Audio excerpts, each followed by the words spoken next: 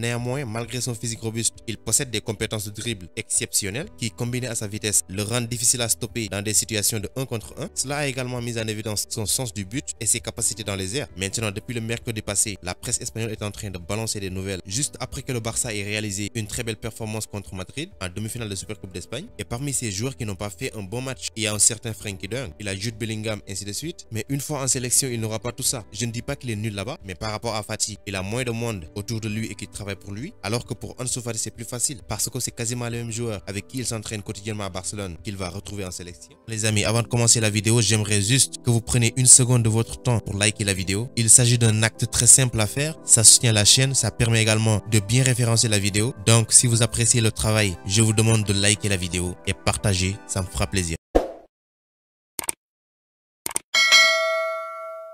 Alors chers amis, ravi de vous retrouver pour une nouvelle vidéo, toujours pour le meilleur du Barça. Donc aujourd'hui, on va parler d'un sujet, et pour certains c'est une question. Alors tout le monde se demande actuellement qui de Ansu Fati et de Erling Haaland doit être le chef de file, ou en termes plus simples, le patron de l'équipe si Haaland devenait un joueur du FC Barcelone. C'est une question à laquelle je vais essayer de répondre dans cette vidéo, mais également vous dans les commentaires. N'hésitez pas à dire ce que vous pensez, je lis vos commentaires et on va en discuter. Donc sans plus tarder l'intro et on revient juste après.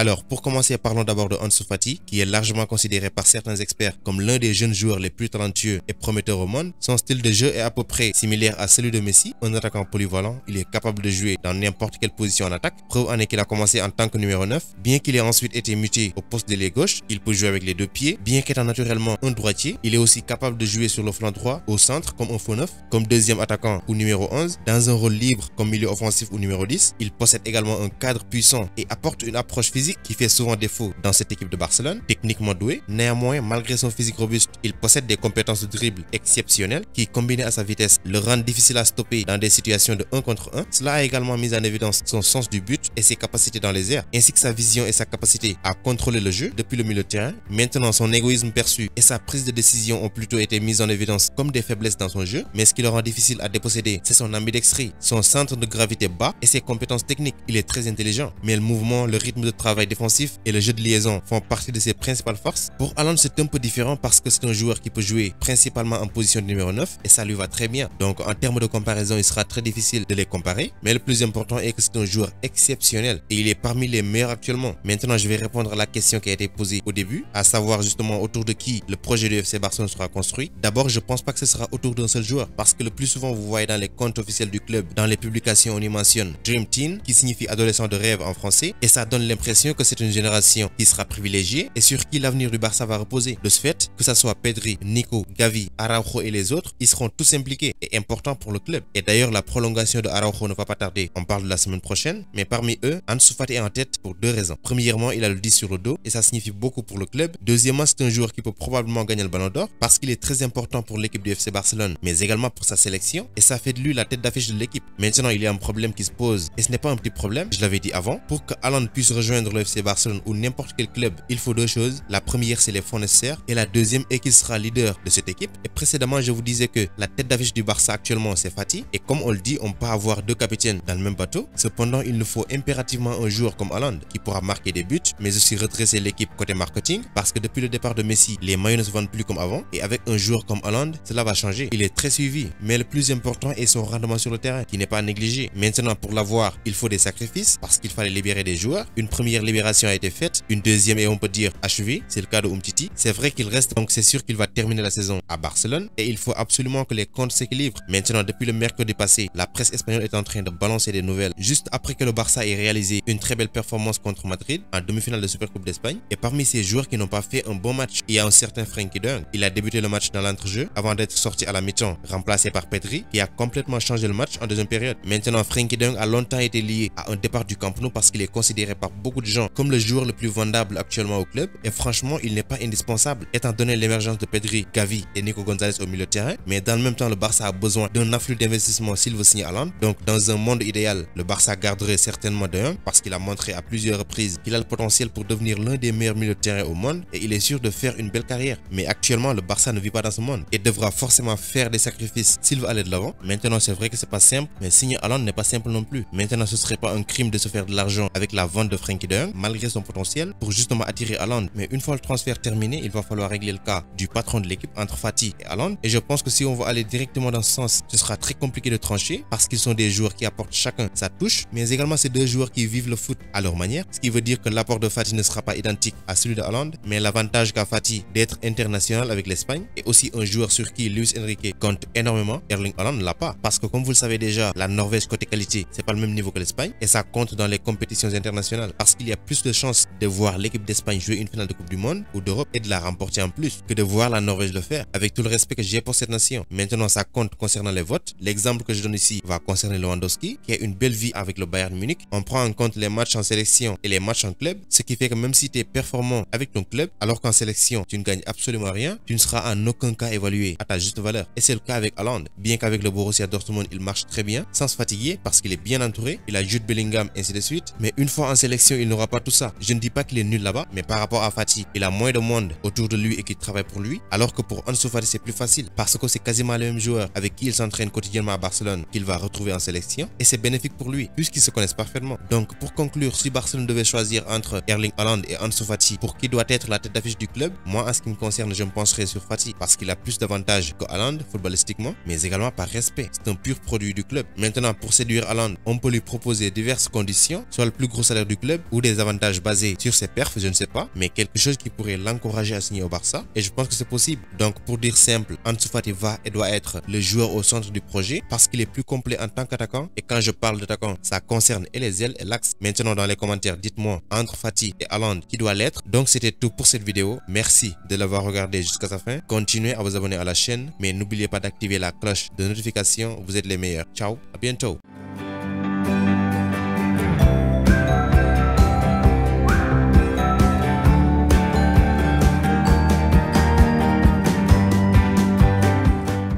Vous êtes nouveau sur la chaîne, abonnez-vous, activez la cloche, ça peut se faire en moins de 30 secondes, c'est gratuit et pour élargir la communauté, partagez la vidéo s'il vous plaît.